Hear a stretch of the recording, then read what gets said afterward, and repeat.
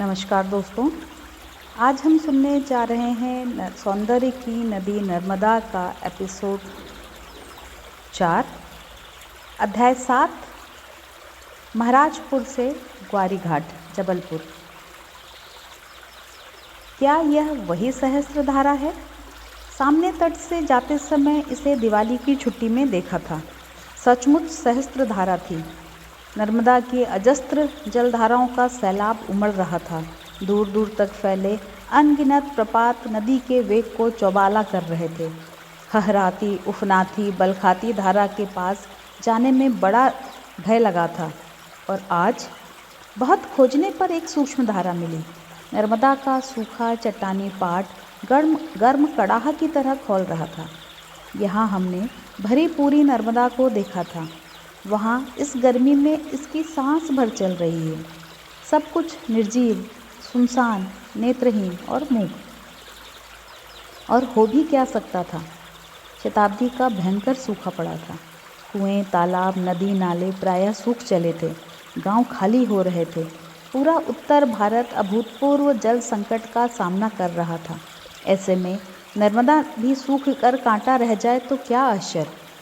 27 मई 1980 को महाराजपुर मंडला से चले। पहला दिन था और सुबह से ही धूप चटक हो चली थी, इसलिए अधिक नहीं चले। मानादेही में ही रुक गए। वहाँ से सहस्त्र धारा देखने गए।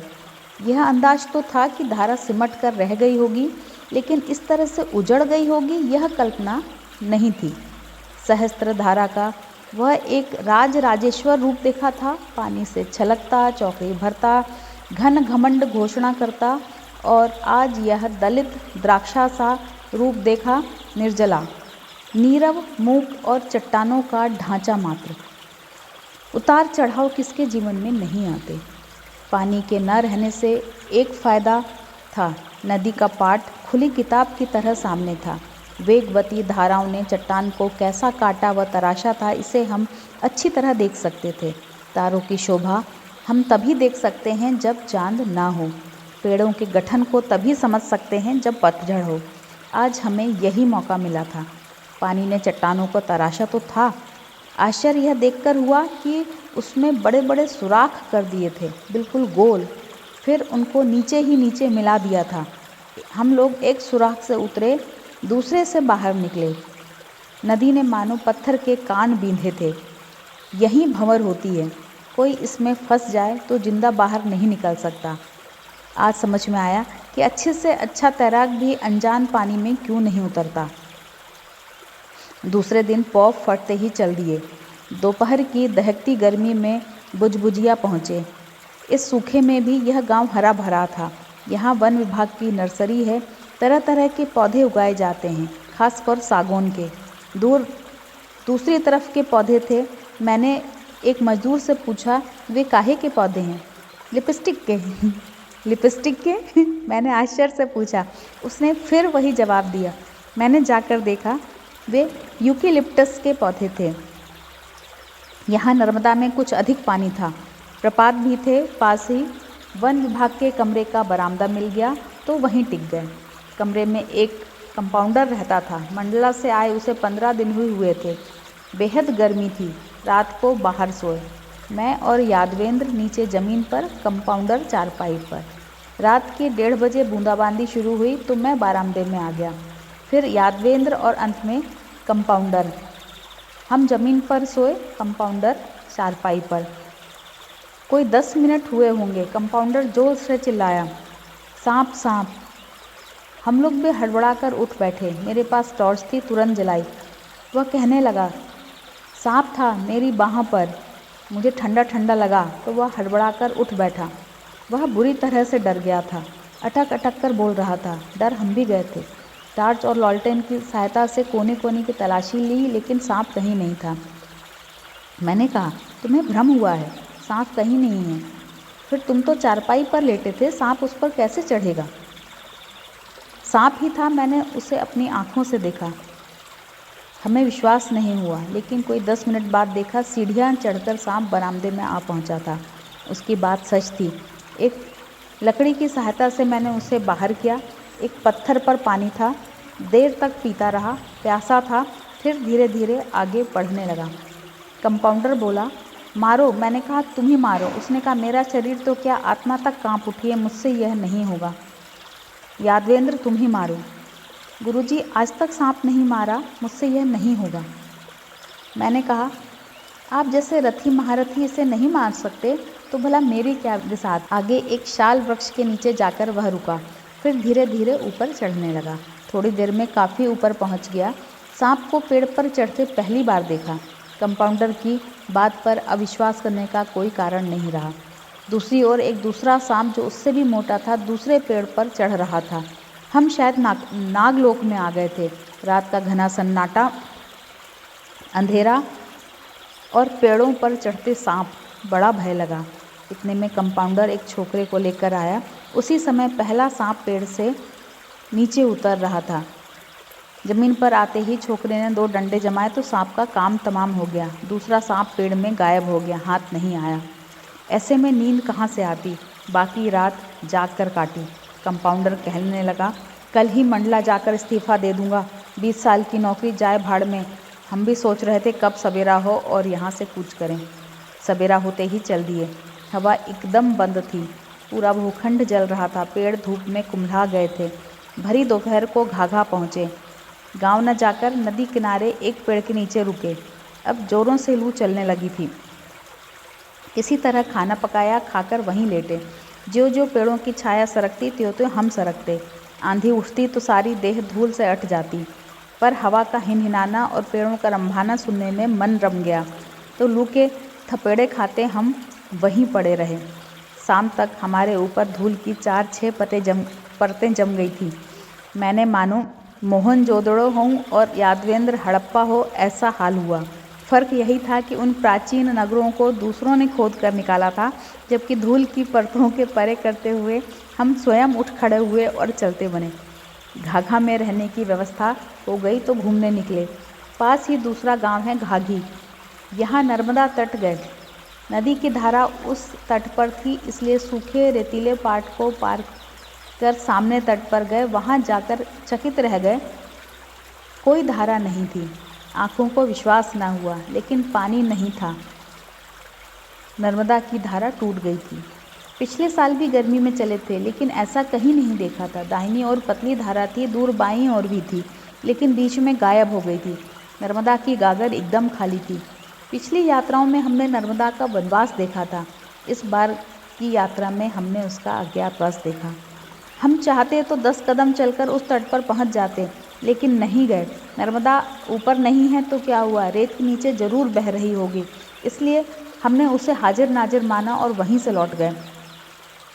अगला पड़ाव बुदेहरा था। नर्मदा की धारा यहाँ भी टूट गई थी। बुदेहरा से झुरकी झुरकी के पटेल बड़े विनोद प्रिय थे। हम लोगों का स्वागत करते हुए कहा, आप लोग के लिए वही प्रागैतिहासिक शरबत ले आओ। शरबत आया, बड़ा ही स्वादिष्ट था। कहने लगा, यह आंवला पुदीना आदि से बना है, इसलिए इसे प्रागैतिहासिक शरबत कहता हूँ। मैंने देखा इस विनोदप्रिय आदमी को भी विषाद की काली छाया ने ग्रस लिया है। पास ही बरगी में नर्मदा का एक विशाल बांध बन रहा है। उनका यह गांव और आसपास के कई गांव उस बांध में डूब जाएंगे। तब वे कहाँ जाएंगे, क्या करेंगे, यही चिंता उन्हें सता रही है। दरअसल बेघर होने की यह चिंता उनकी ही नहीं, सारे इलाके की थी। पद्मी घाट में एक अच्छा आश्रम है। रात भर वहाँ रहे। भोर होते ही चल दिए। पेड़ ऐसे काले दिख रहे थे मानो झुलस गए हों। शाम को बखारी पहुँचे। गांव के पटेल के यहाँ रहने को तो मिल गया, लेकिन पानी मांगा तो उन्होंने रस्सी बाल्टी थमा दी और कुआं बता दिया। पानी लेने गए तो रस्सी बमुश्किल से कुएं के बीच में पहुंची। पानी पाताल को चला गया था। पास की झोपड़ी का ग्रामीण हमारी परेशानी समझ गया, अपनी रस्सी ले आया, दोनों को जोड़ा, तब पानी निकाला। गांव के इसी कुएं में पानी था, बाकी सब सूख चुके थे। यहाँ से छिंदवाड़ा नर्मदा के संग संग चले। रोटो पहुंचकर एक वन रक्षक की झोपड़ी में डेरा डाला। वह यहाँ के पेड़ कटवा रहा था। यह इलाका बांध में डूब जाए, इसके पहले पेड़ों को कटवा लेना जरूरी था। सुबह नदी में से चले। दिन बेहद गर्म था और हवा ने अपने पंख समेट लिए थे। दोपहर को एक बहुत से मजदूर स्त्री पुरुष एक पेड़ के नीचे आराम कर रहे थे। पास ही राहत कार्य में सड़क बन रही थी, इसी में लगे थे। कुछ सो रहे थे, कुछ गा रहे थे। उनका अधेड़ उम्र का मुखिया मौज में आकर नाच रहा था। इनके गीतों ने मन मोह लिया। तो गोपी टोला में इन्हीं में से एक के घर रात रह गए। रात को वे और गीत सुनाएंगे और नाचेंगे। यादवेंद्र भोजन बनाने की तैयारी करने लगा तो हमारे मजदूर यजमान ने मना कर दिया। भोजन आपका हमारे साथ होगा। यह आदमी जिसे हमने 4 रुपये रोज़ पर जेठ की तपती दोपहरिया में हाड़ तोड़ मेहनत करते देखा है, कहता है भोजन आप हमारे साथ करेंगे। भाई मजदूर, मैं तुम्हारी रोटी ज़रूर खाऊंगा। महाभारत के नेवले की तरह इससे शायद मेरा शरीर भी सोने का हो जाए। देर रात तक लोकगीत व लोक नृत्य का आनंद लेते रहे। सुबह बीजासन के लिए चल दिए। रात को वहाँ भी नृत्य देखने को मिले। दिन भर कड़ी मेहनत करने के बाद और रूखा सूखा खाने के बाद भी ये लोग जीवन का रस लेना जानते हैं। दूसरे दिन खुश्क पहाड़ियों में से होते हुए पायली पहुँचे। पायली में जिनके यहाँ ठहरे थे वे विधुर थे। मैंने पूछा, आपने दोबारा शादी क्यों नहीं की? उन्होंने कहा, मेरे बच्चे छोटे थे। मैंने सोचा दोबारा शादी करूँगा तो ये बच्चे माँ से तो गए, बाप से भी जाएंगे, इसलिए नहीं की। अब तो बच्चे बड़े हो गए हैं, बड़े बेटे की बहू भी आ गई है। शाम को नर्मदा तट गए। 25 वर्ष पहले ही यहाँ आया था। तब यहाँ कैसा घना जंगल था। विशाल वृक्षों से लिपटी सुदीर्घ लताएं मुझे आज भी याद हैं, पर अब कुछ नहीं बचा। इंसान की कुल्हाड़ी ने सर्वनाश कर डाला है। बड़े सवेरे बर्गी कॉलोनी के लिए चल दिए। मेरी चाल अपने आप तेज हो गई। उन दिनों मेरा बड़ा लड़का चिरंजीव शरद वहाँ रहता था। चंड सूर्य के प्रचंड ताप में उसके द्वार पर खड़े होकर कहा, भिक्षाम देही। यहाँ नर्मदा पर एक विशाल बांध बन रहा है। शाम को उसे देखने गए। हजारों मजदूरों और सैकड़ों यंत्रों से यह स्थान जीवंत हो उठा है। बांध की दीवार बहुत कुछ बन चुकी थी। एक सीढ़ी के अंदर उतरे तो चकित रह गए। बांध की ठोस नजर आती दीवार में इस छोर से उस छोर तक बिजली की रोशनी में जगमगाती सुरंग थी। देख रेख के लिए बड़े बांधों में ऐसी सुरंग रहती है, यह तभी जाना। जब यह बांध बन जाएगा तो यहाँ का नक्शा ही बदल जाएगा। यहाँ एक विशाल झील बनेगी। मैं सोचने लगा, इस झील का नाम क्या होना चाहिए। याद आया, कभी यहाँ एक स्त्री रहती थी। एक दिन उसने सुना राम आ रहे हैं। स्वागत के लिए उसके पास बेर के सिवा और था ही क्या। राम आए तो चक चक कर उसे मीठे बेर देती रही। प्रेम में विभल शबरी को इस बात का ध्यान ही नहीं रहा कि वह राम को जूठे बेर खिला रही है। सोचा, इसी प्रदेश की उस सरला आदिवासी नारी की याद में इस झील का नाम शबरी झील रख दिया जाए तो क्या ही अच्छा हो। शबरी के बेर, सुदामा के चावल, विदुर की भाजी, क्या इनका कोई मोल हो सकता है? महत्व इस बात का नहीं कि हम क्या दे रहे हैं, महत्व इस बात का है कि हम जो दे रहे हैं उसमें अपना हृदय उड़ेल रहे हैं या नहीं। यहाँ से पारा पास ही है, पर गांव की गलियां भाग गईं तो रात यहीं रह गए। भिनसारे चल दिए। आगे टेमर संगम पड़ा। टेमर किस ठस्से के साथ नर्मदा से मिल रही थी। इस सूखे में भी उसमें पानी था।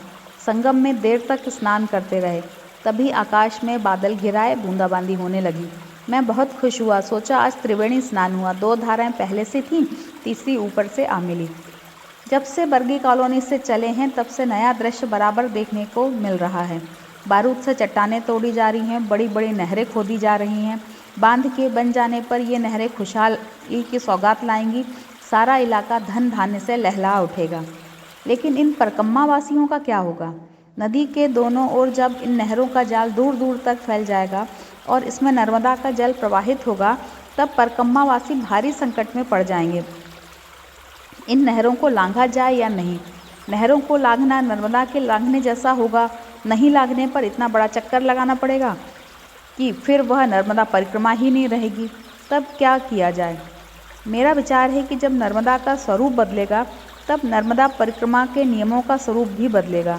नहर नदी की दूसरी पीढ़ी हुई, छोटी नहरें तीसरी पीढ़ी। परकम्मा वासियों का दायित्व नदी के प्रति है, उसकी दूसरी तीसरी पीढ़ी के प्रति नहीं।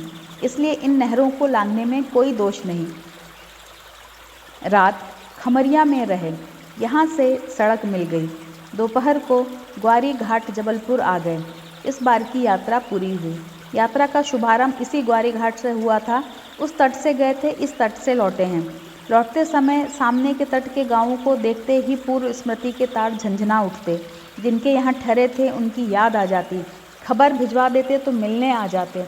पाठा के शिक्षक, सहजपुरी के सन्यासी, छेवलिया का तुलाराम कोटवार, सभी बड़े प्रेम से आए। तुलाराम तो स्त्री बच्चों को लेकर आया था, सभी हमारे लिए सीधा लाए थे। तो उस तट के पाठा, सहजपुरी, छेवलिया, बरहई खेड़ा और इस तट के घाघी, झुरकी, बखारी, रोटो, पायली, तुम्हें जुहार। अब तो तुम थोड़े ही दिन के मेहमान हो ना। नर्मदा के लुभावने किनारों तुम्हें भी अलविदा। और सौंदर्य सरिता नर्मदा, तुम्हें भी अलविदा, क्योंकि यहाँ तुम भी तो उस विशाल झील की तरह उसी में खो जाओगी जिस तरह दूध के बर्तन में पड़ती धारोष्ण दूध की धार खो जाती है। अध्याय 8 ग्वारी घाट से बरमान घाट। यादवेंद्र अपनी नवोढ़ा पत्नी के साथ हमें विदाई देने आया है। हमारी पिछली यात्रा को कोई 2.5 वर्ष बीत चुके हैं। किसी न किसी कारण से निकलना ना हो सका। इस बीच यादवेंद्र की शादी हो चुकी है। अब वह हमारे साथ नहीं चल सकता। इसका उसे बहुत रंज है। उससे अधिक रंज मुझे है, क्योंकि जिस यादवेंद्र के बलबूते मैंने अभी तक की दुर्गम पद यात्रा की थी, मेरा वही विश्वस्त साथी अब मेरे साथ नहीं होगा। विदाई देने कांता भी आई है। छोटे भाई की पत्नी नीता और उनके 2 बच्चे नम्रता और अमित भी आए हैं। 9 बरस के अमित के उत्साह का क्या कहना। उसका बस चले तो साथ चले। 17 नवंबर 1982 भाई दूज। जबलपुर के ग्वारी घाट से हमने नाव से नर्मदा पार की और ठीक उसी बिंदु से चल पड़े जहां पिछली यात्रा समाप्त की थी। साथ आए स्वजन हमें देर तक देखते रहे, फिर लौट गए। इस बार हम 4 हैं। दुल्हानी और साठे मेरे छात्र हैं। पंडित नामक एक साथी और है। बहुत अच्छा दल बन पड़ा है हमारा। पंडित की मातृभाषा हिंदी है, दुल्हानी की सिंधी, साठे की मराठी और मेरी गुजराती। 4 भाषाओं के जल से माँ नर्मदा के पैर पखारने हम चल पड़े। 2 घंटे में तिलवारा घाट आ गए। यहाँ नर्मदा पर सड़क का पुल है। जब बाढ़ आती है तब यह डूब जाता है, लेकिन अब पास में ही एक नया पुल बन रहा है। यह बहुत ऊंचा होगा। यही नहीं, इस पर से नर्मदा के दक्षिण तट की नहर का पानी उत्तर तट को जाएगा। नर्मदा की नहर पार करेगी। रात सिवनी में रहे, सुबह चल दिए। लम्हेटी के पास नदी तट पर चट्टानें पसलियों की तरह उभर आई हैं। तीसरे पहर डुंडवारा पहुँचे। नर्मदा का प्रसिद्ध जलप्रपात धुआंधार यहाँ से पास है। यहाँ रात्रि विश्राम की व्यवस्था हो गई तो धुआंधार चल दिए। चौड़ी नर्मदा यहाँ हठात संकरी हो गई है और एक खड्ड में प्रचंड वेग के साथ गिरती है। दूर से ही जल बिंदुओं का धुआं सा उठता दिखाई देता है, इसलिए इसे धुआंधार कहते हैं। दूर से दबी दबी सी सुनाई देने वाली गड़गड़ाहट पास जाने पर कर्णभेदी घोष में बदल गई। यहाँ का तांडव देखते ही बनता है। चट्टानों पर मानो हजारों मूसल बरस रहे हैं। पानी बड़े वेग से गिरता है, लहरिए बनाता आगे बढ़ जाता है।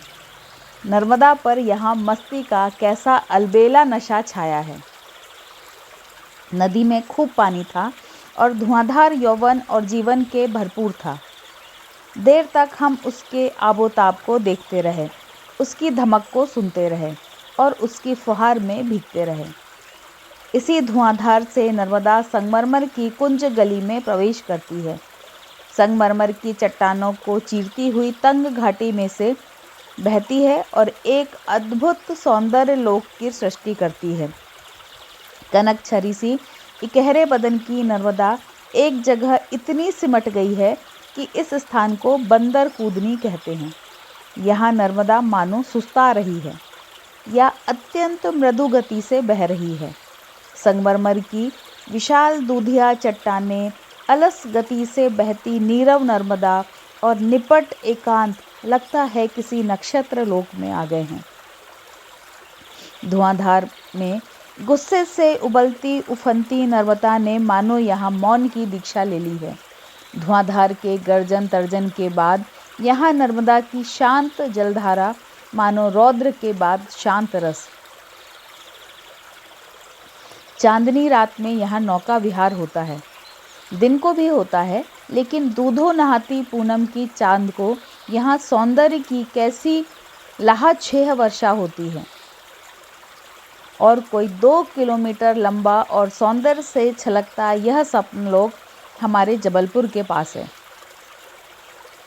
नर्मदा ने जो किसी को नहीं दिया वह जबलपुर को दिया, अपने गले का हार दिया। पंचवटी में यह सौंदर्य लोक समाप्त हो जाता है। यहाँ चट्टानें खत्म, नर्मदा अब मिट्टी या रेत में से बहती है। भेड़ाघाट में मानो नर्मदा का पाषाण युग समाप्त हो गया और बालू युग शुरू हो गया। मजे की बात यह है कि संगमरमर के जिस भूखंड में से नर्मदा बहती है उसकी चौड़ाई मुश्किल से आधा किलोमीटर है। अब नर्मदा यदि थोड़ा दाएं या थोड़ा बाएं से निकल जाती तो कहाँ होता यह सौंदर्य लोक। नर्मदा पहले ऐसा ही करती थी, धुआंधार से उत्तर की ओर मुड़ जाती थी और 64 योगिनी मंदिर वाली टेकरी का लपेटा लगाती आगे बढ़ती थी। उसका सूखा चौड़ा पाट आज भी मौजूद है। तब कहाँ था यह सौंदर्य लोक और कहाँ था यह दिव्य लोक। लेकिन नर्मदा उन चट्टानों को शिल्पी की ललक भरी निगाह से देखती जरूर होगी और एक दिन उसने शुरू कर ही दिया उन्हें काटना। उसमें उसे लाखों वर्ष लग गए क्योंकि चट्टानें फौलाद की थीं और यह काम वह केवल बरसात में ही कर सकती थी। आखिर उसने अभेद्य संगमरमर को भेद कर अपनी राह बना ली और धरती पर स्वर्ग उतार कर रख दिया। इसीलिए मैं कहता हूँ कि यह सौंदर्य लोक प्रकृति की देन नहीं है। प्रकृति का दिया रूखा चौड़ा पाट आज भी देखा जा सकता है। यह तो नर्मदा के अनन्य सौंदर्य बोध और उसकी सुदीर्घ तपस्या का सुफल है। यह उसके चित्त के उच्छल आनंद की मनभावन उपलब्धि है। डुंडवारा से चले थे तो सुबह तड़के, लेकिन नर्मदा के साथ रमते विलमते चल रहे थे, इसलिए दोपहर तक विशेष चलना नहीं हुआ। चलना तीसरे पहर हुआ। रात बगरई में रहे। यह मूर्तिकारों का गांव है। भेड़ाघाट में संगमरमर की जो मूर्तियां आती हैं वे यहीं से आती हैं। कुछ एक मूर्तिकारों को मूर्तियां तराशते देखा। उनकी आधी अधूरी मूर्तियां ज़्यादा सुंदर लग रही थी। सौंदर्य सादगी और सरलता में विराजता है। बहुत अधिक कारीगरी से कलाकृति दम तोड़ देती है। इसके बाद की रात धरती कछार में रहे। जिस ग्रामीण के बरामदे में रहे उसके घर की दीवार पर मृदंग टंगा था। मैंने कहा, जान पड़ता है यहाँ भजन कीर्तन होता है। उसने कहा, कल ही हुआ था, आज भी होगा। रात को बहुत से ग्रामीण जुटे। एक ने एक तारे पर बड़े अच्छे भजन सुनाए, दूसरे उसका साथ दे रहे थे।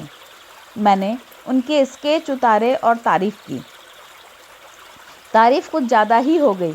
अब वे उठने का नाम ही नहीं ले रहे थे। इधर नींद के मारे बुरा हाल था। बड़ी मुश्किल से सोने को मिला।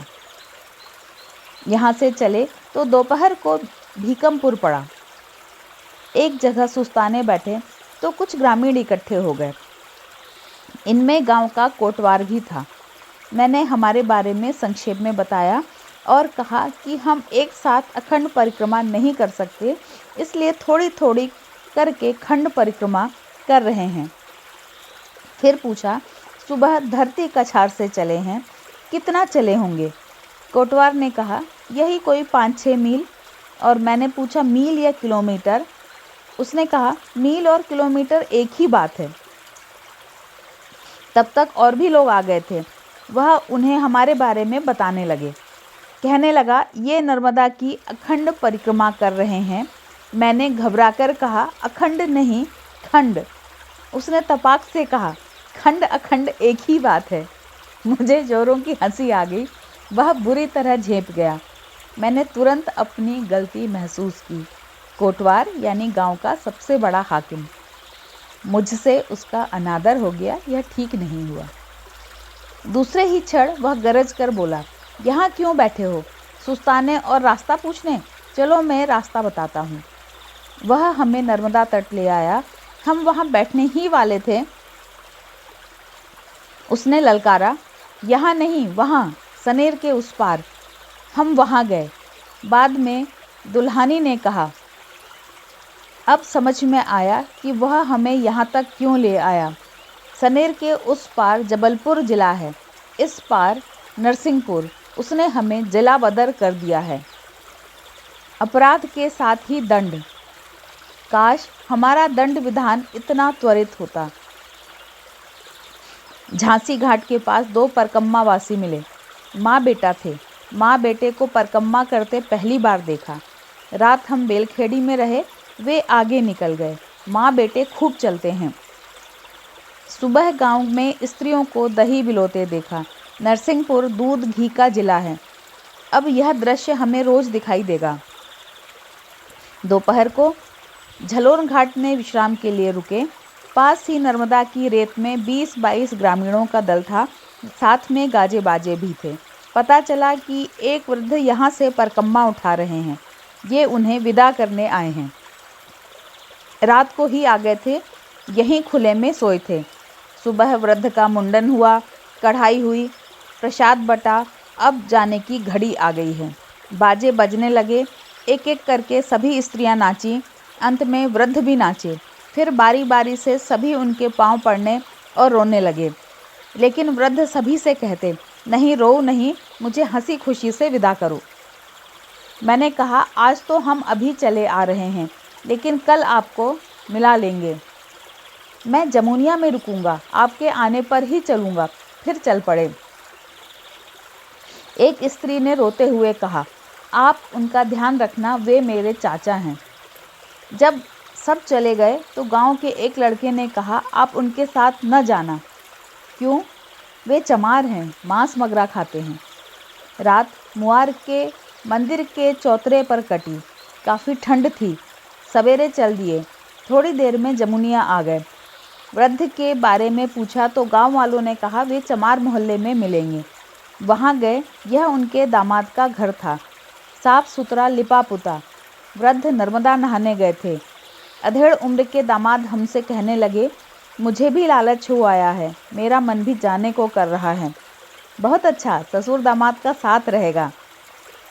लेकिन बड़े भैया कहते हैं कि ऐसे चुपचाप नहीं जाते, सभी रिश्तेदारों को खबर करेंगे, सबसे मिलकर जाना।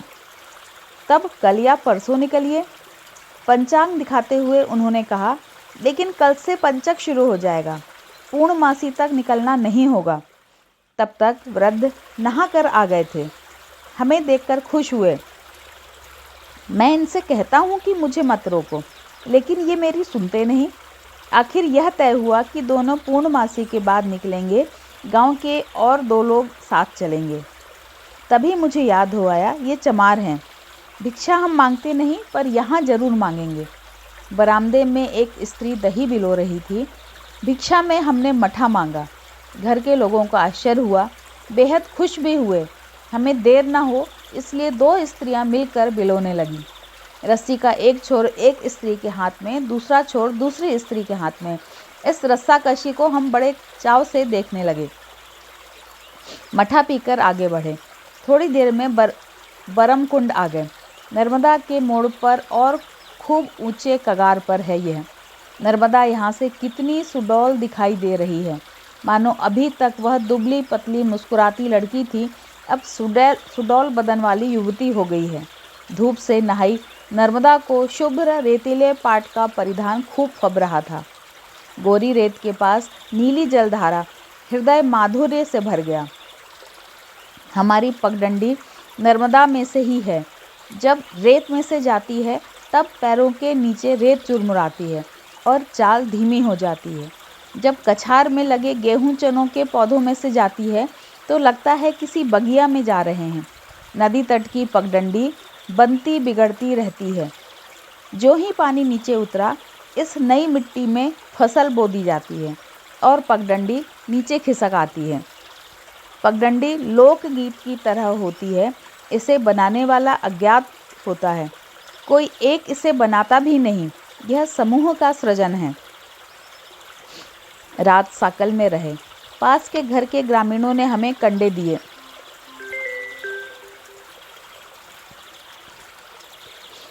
कंडे देखकर मैंने कहा, पंडितों आज गाकड़ बनाओ।